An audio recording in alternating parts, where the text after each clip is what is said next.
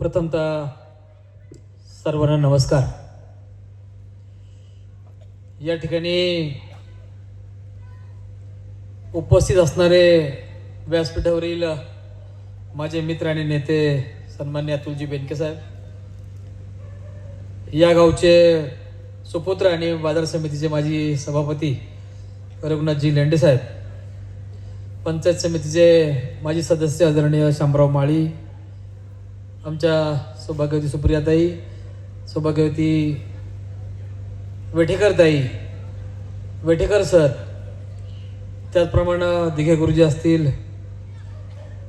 आमचे वडील कुराडे गुरुजी असतील, बंधू गणेशजी डॉक्टर गणेशजी कुराडे सर असतील, उपस्थित सारेजण,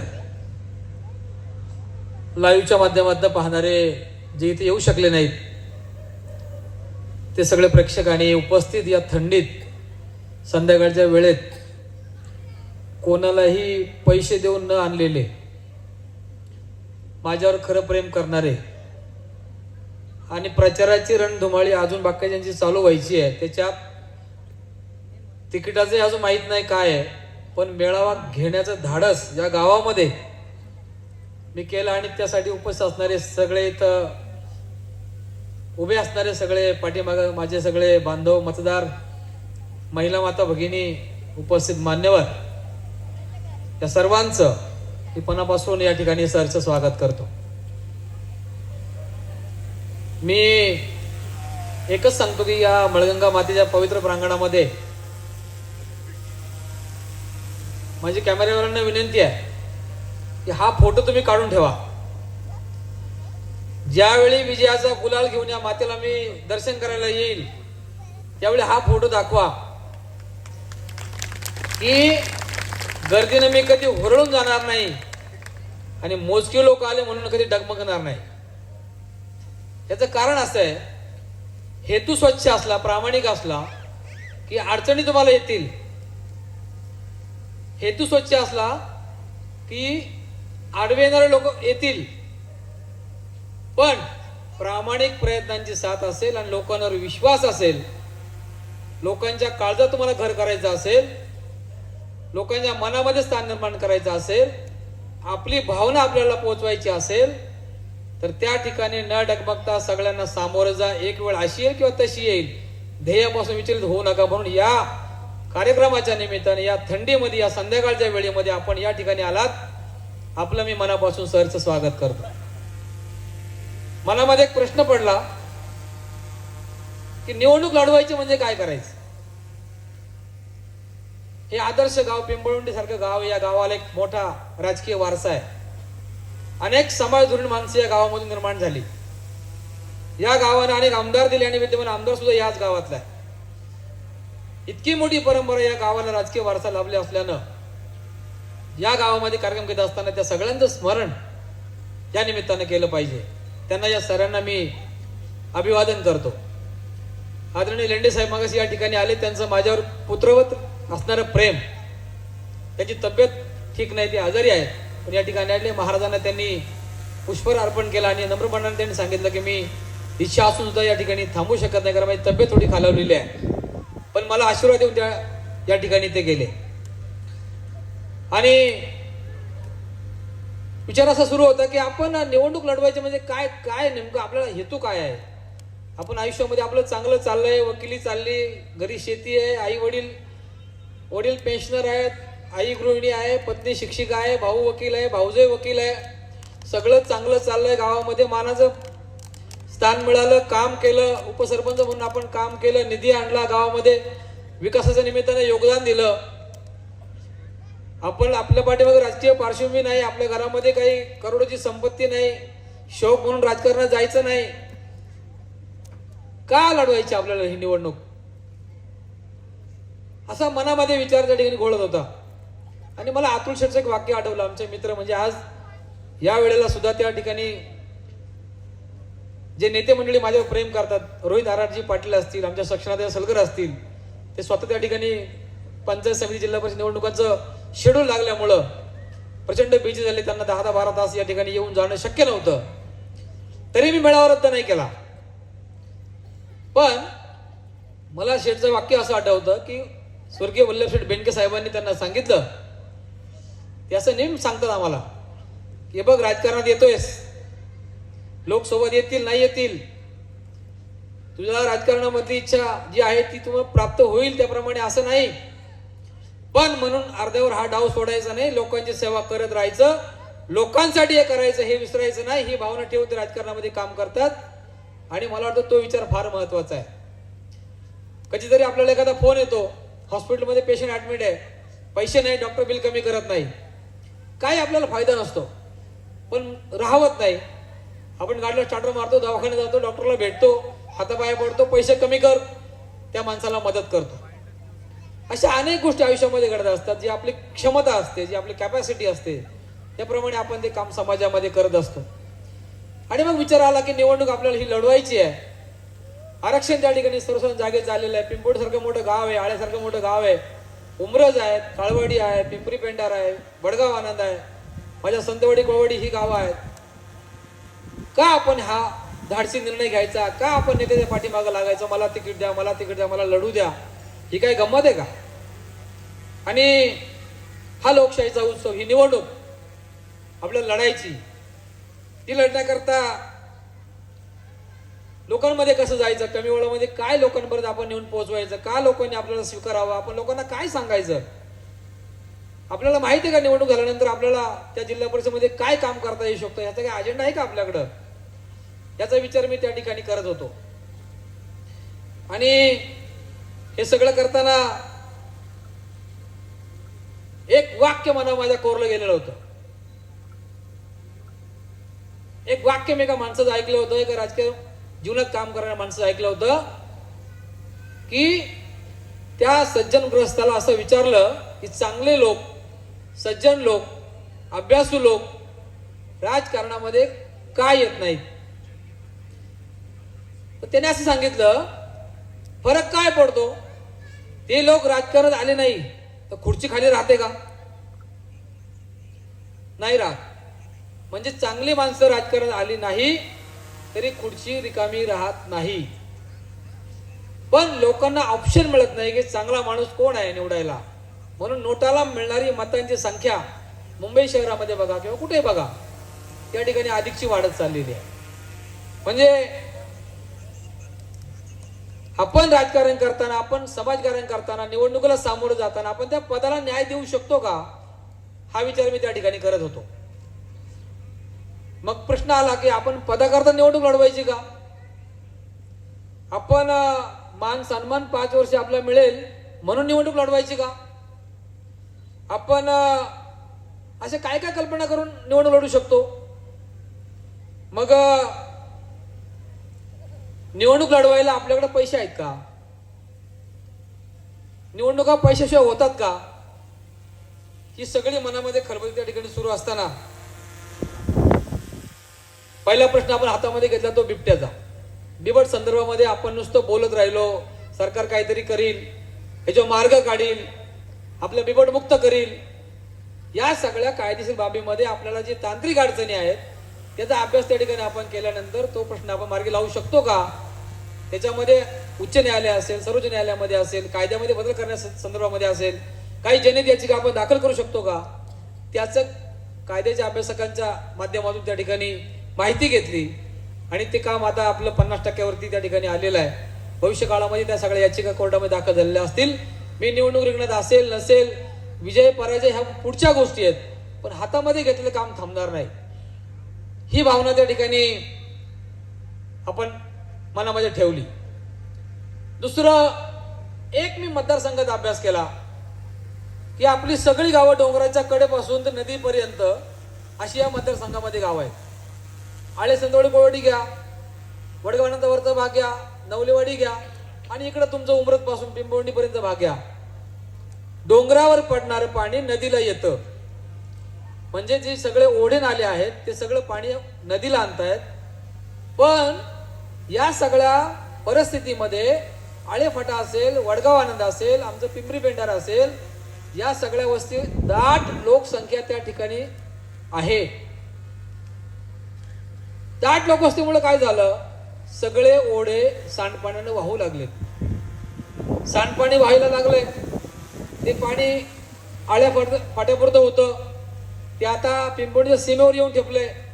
उद्या ते पिंपवणीमध्ये येईल, पिंपवणीचं पाणी त्यामध्ये जमा होईल, ते पाणी नदीला जाईल आणि एकूण प्रदूषित असणारं सांडपाणी तुमच्या माझ्या विहिरीमध्ये, कूपनलिकांमध्ये, बोरवेलमध्ये उतरतंय आणि याचा थेट इम्पॅक्ट आमच्या जनावरांचा चारा, विहिरीचं पाणी, फिल्टर तुमचं किती काम करतायत, तुमच्या आरोग्यावर त्याचे काय परिणाम होत आहेत, पाणी पिण्यासाठी त्या ठिकाणी काही लोक जनावरं वापरतायत, त्याच्यावर तो परिणाम गंभीर स्वरूपाचा होणार आहे. WTP प्लांट आणि त्याचं एकूण आपल्याला काय काम करायचं त्याचं मी एक विजन डॉक्युमेंट त्या ठिकाणी तयार केलं होतं. आहे का आपल्याकडे ते बघा. म्हणजे मला पहिलं काम आपलं कुठलं करायचं असेल तर आपल्या आरोग्यासाठी अतुल शेठच्या माध्यमातून, आमदार अजितदादा पवार साहेबांच्या माध्यमातून असेल, या नेते मंडळींच्या माध्यमातून आपल्याला हे काम हातामध्ये घ्यावं लागेल. मला काही याला पाडायचं आणि त्याला पाडायचं आणि मला निवडून यायचं म्हणून निवडणूक लढवायची नाही, तर मला यासाठी निवडणूक लढवायची. आळे फाटा आणि आळे सांडपाणी पाणी मुक्त बंदिस्त गटर योजनेतून, फिल्टर प्लांटच्या स्वरूपातून माझी पिंपळवंडी वाचली पाहिजे, माझी चाळकवाडी वाचली पाहिजे, माझा भटकळवाडी वाचली पाहिजे, ते पाणी खाली नाही आलं पाहिजे, त्याचं ट्रीटमेंट प्लांट उभा राहिला पाहिजे. म्हणून मी निर्णय केला मला निवडणूक लढवायची. लावा ते आवाज आहे का त्याला? त्या प्रश्नाला आपण त्या ठिकाणी अभ्यास त्याचा सुरू केला. WTP प्लांटचं प्रोजेक्ट सेंट्रल गव्हर्नमेंट असेल, स्टेट गव्हर्नमेंट असेल, जिल्हा परिषद स्तरावरती असेल, मग ते नारायणगाव, ओतूर, आळेफाटा इथे ही जटिल समस्या बनलेली आहे. आणि मला खात्री आहे कुठून तो प्रश्न सोडवायचा, कसा सोडवायचा आणि कोणाकडून सोडवायचा यासाठी वाटेल ते कष्ट घेण्याची माझी या प्रसंगी तयारी आहे. आणि म्हणून मला निवडणुकीला सामोरं जायचं. हा एक प्रश्न झाला. आमच्या आळेफाटा आणि आळे परिसरासाठी, वडगावांसाठी उमरज होऊन येणारं पाणी म्हणजे बेलना प्रादेशिक नळ पाणी पुरवठा योजना, जिला आदरणीय आमदार साहेबांनी 100 कोटी रुपये मंजूर केले. तिचं काम संत गतीनं सुरू आहे. 20 वर्षाची लाईफ असणारी लाईन आज ती 35 वर्ष होऊन गेली. तिचं लाईफ संपलंय. आमच्या बिल्डिंग्समध्ये, आळेफाट्यामध्ये लोकांना पाणी यायला तयार नाही. त्या ठिकाणी लाईनची साईज छोटी आहे, डिमांड फार मोठी आहे, वाडी वस्तीवरती पाणी पोहोचत नाही. हे पाणी पोहोचत नसेल तर आपल्याला काय करावं लागेल? त्याची मोठी योजना आपण त्या ठिकाणी मंजूर केलेली आहे. तिचं काम ठेकेदारांच्या काही आर्थिक अडचणीमुळे असेल, ते शेड्यूल झालेलं आहे, थांबलेलं आहे. ते काम आपल्याला पूर्ण करावं लागेल. आणि ते सगळ्यात महत्वाचं पाण्याचं काम वडगाव नदी असेल, आळे असेल, आळेफाटाचा परिसर असेल, या सगळ्यांना देण्याकरता ते काम करायचंय. आणि म्हणून मला निवडणूक लढवायची. अशा 2 प्रश्न, माझ्याकडे 10 ते 20 प्रश्नांची यादी आहे.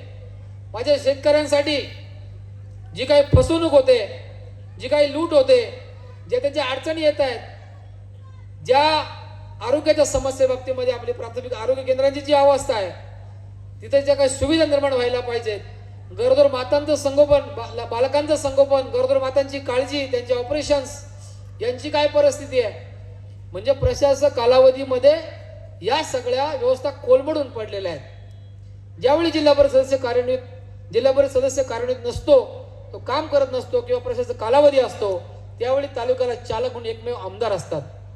आणि हे आमदार एका वेळी जिल्हा परिषदेची कामं करतील, एका वेळेला पंचायत समितीचं काम पाहतील, विधानमंडळाचं काम पाहतील की आणि काय काय पाहतील. म्हणून प्रशासक कालावधी संपल्यानंतर ह्या निवडणुका होत आहेत, त्या ठिकाणी ज्या गटातून जे लोक निवडून येतील त्यांच्यावरती जबाबदारी येईल आणि ते काम ते पुढे नेतील. पण या गटामध्ये आपल्या आदरणीय लेंडे साहेबांनी जे डोंगरा एवढं काम उभं केलं, त्या कार्याला आपण या निमित्तानं सलाम करूया. पण त्यानंतर जे प्रश्न उभे राहिलेले आहेत त्यांना वाली मात्र उरलेलं नाही. म्हणून प्रशासक कालावधी संपल्याच्या नंतर, आता या निवडणुका झाल्यानंतर आपल्याला हे काम आरोग्याचं असेल, महिलांचं असेल, त्या ठिकाणी पशुसंवर्धन विभागाचं काम असेल, हे सगळं करण्याकरता लक्ष घालायचं आहे. आणि म्हणून हे उत्तम गतीनं, उत्तम क्वालिटीचं काम करण्याकरता मला खरं तर निवडणूक लढवायची. त्यानंतर 2 राष्ट्रीय महामार्ग आपल्या मतदारसंघातून जातात. एक पुणे नाशिक आहे, एक कल्याण अहिल्यानगर आहे. त्या महामार्गालगत त्या ठिकाणी जे काही आज डेव्हलपमेंट सुरू आहे त्याचा विचार आपल्याला त्या ठिकाणी करायचा आहे. त्याचप्रमाणे आपण जर पाहिलं की पंचायत राज व्यवस्था ही भारतामध्ये बलवंतराय मेहता समितीने त्या ठिकाणी 1957 पासून लागू केली. पंचायत राज व्यवस्थेचा हेतूच हा होता की आपल्याला त्या निमित्तानं सत्तेचं विकेंद्रीकरण करायचं आहे. सत्ता केंद्र एका ठिकाणी केंद्रित झालेली नको, तिचं विकेंद्रीकरण करावं. मग तिचे 3 स्तर त्या निमित्तानं तयार करण्यात आले. पहिला स्तर होता खालचा ग्रामपंचायतचा, दुसरा पंचायत समितीचा आणि तिसरा जिल्हा परिषदचा. देशामध्ये ही लागू झाली त्रिस्तरीय योजना, जिला पंचायत राज आपण व्यवस्था असं म्हणतो. त्यातलं पहिलं राज्य ज्याने ही योजना अडॉप्ट केली ते होतं राजस्थान, त्यानंतर होतं आंध्रा आणि 9व्या नंबरला होतं महाराष्ट्र. त्यावेळेचे मुख्यमंत्री वसंतराव नाईक साहेबांनी 1 मे 1962 साली राज्यामध्ये हे धोरण लागू केलं आणि आपल्याला पंचायत समिती, जिल्हा परिषद आणि ग्रामपंचायत या ठिकाणी ही सुविधा, ही व्यवस्था विकेंद्रीकरणा स्वरूपाची सत्तेची आपल्याला मिळाली. मला वाटतं हे सगळं होत असताना या सगळ्या पार्श्वभूमीवरती आपल्याला काम करत असताना आपले जे प्रश्न सोडवण्याची आपल्यामध्ये धमक आहे, पाठपुरावा करण्याची क्षमता आहे, या सगळ्याचा विचार करून ही निवडणूक आपण लढवावी असं माझं मत मनोमन 2 महिन्यापूर्वी त्या ठिकाणी झालं. आणि मग मी आमच्या आळे गावामध्ये असेल, आळे फाट्यामध्ये असेल, अनेक कार्यक्रमांचं आयोजन केलं. महिला माता भगिनींसाठी त्या ठिकाणी त्यांना भेटण्याचा योग आला, त्यांचं दर्शन घेण्याचा योग आला. त्यानंतर आपण उमरजमध्ये फार मोठा मेळावा त्या निमित्तानं संपन्न झाला. नंतर तोच मेळावा आपण तसाच वारकरी संप्रदायाचा आपल्या पिंपरी पेंढरा गावामध्ये घेतला. आणि आता पिंपवणीमध्ये आपण या ठिकाणी जे काही उपस्थित सज्जन या ठिकाणी आहेत त्यांच्या समोर निवडणूक लढण्याचा करता विवेचन या निमित्तानं करतोय. मला वाटतं don't ask to fly, don't ask permission to fly, because the wings are yours. तुम्हाला तुमचे पंख आहेत, परवानगी घेऊ नका उडण्याची. Don't ask permission to fly, the wings are yours and the sky belongs to no one. आकाश काय कोण एकाच्या मालकीचं नाही. तुमच्यामध्ये पंख असतील तर तुम्ही उडान भरा आणि तुमच्या ध्येयापर्यंत पोहोचा, ही माझ्या मनातली भावना आहे.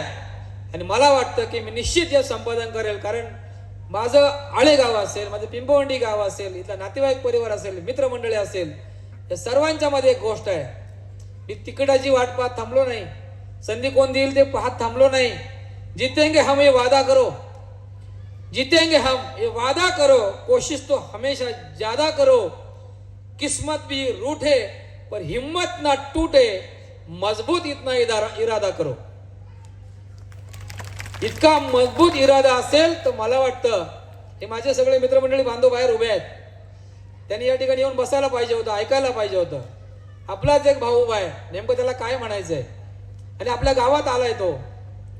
पण या साऱ्यांना मी सांगतो की मित्रांनो, हेतू आणि प्रयत्न प्रामाणिक असतील, यशापासून तुम्हाला कोणी रोखू शकत नाही. राजकीय त्या ठिकाणी स्थित्यंतर घडतात. राजकारणामध्ये काटशाचं राजकारण होतं, स्वार्थाचं राजकारण होतं, बावकीचं होतं, जातीपातीचं होतं. पण आपण इथं साऱ्या समाजाला, सर्वांना, महिलांना, माझ्या तरुण वर्गाला, युवकांना सोबत घेऊन आपण हे काम करणार आहोत. आणि म्हणून संघर्षाशिवाय परिवर्तन आणि क्रांती होत नाही. प्रश्न सत्तेचा नाही, प्रश्न सेवेचा आहे. बदल बाहेरून नाही, आतून घडवायचा असतो. आणि म्हणून बोलण्यापेक्षा काम करण्याची हिंमत आहे. आणि म्हणून मला लढायचंय, म्हणून मला लढायचंय. अतुल शेठ, माझी विनंती आहे की तुम्हाला संधी देण्याकरता एक पर्याय आहे. तुम्ही मला संधी द्या, त्या संधीचं सोनं 100% करील. आई मळगंगा मातेच्या साक्षीनं सांगतो, घेतला वासा टाकणार नाही, घेतला वासा टाकणार नाही. आणि मी कधीही तुमच्या शब्दाबाहेर कधी वागणार नाही. एक विश्वास ठेवून बघा, तुमचा हा मित्र तुम्हाला तुमच्या राजकीय जीवनामध्येच काय, सामाजिक जीवनामध्ये सर्व ठिकाणी मित्र म्हणून तुमच्या समोर बरोबर खांद्याला खांदा लावून तुमच्या पाठीमागं त्या ठिकाणी चालत राहील. हीच भावना या निमित्तानं व्यक्त करतो. जास्त अधिक काही न बोलता, जेवढे लोक तुम्ही आलात, माझ्या मनापासून प्रेम करताय, मला भरभरून शुभेच्छा देताय. इथं असणारा एक एक दिवा अनेक दिव्यांना पेटवत जाईल. दिव्यांची रांग होईल, त्या रांगेच्या प्रकाशाची त्या ठिकाणी दीपमाळ तयार होईल आणि या प्रकाशाचा आसमंत उजळून निघेल ही खात्री माझ्या मनामध्ये आहे. येत्या 5 तारखेला आणि निकाल 7 तारखेला हा विजय तुमचा आहे, हा विजय तुमचा आहे ही भावना तुमच्या मनामध्ये जागृत होईल हीच भावना या निमित्ताने व्यक्त करतो. जास्त अधिक काही न बोलता मी सर्वांना धन्यवाद देण्या ठिकाणी थांबतो. मी लढणार आहे, मी जिंकणार आहे. जय शिवराय, जय हिंद, जय महाराष्ट्र.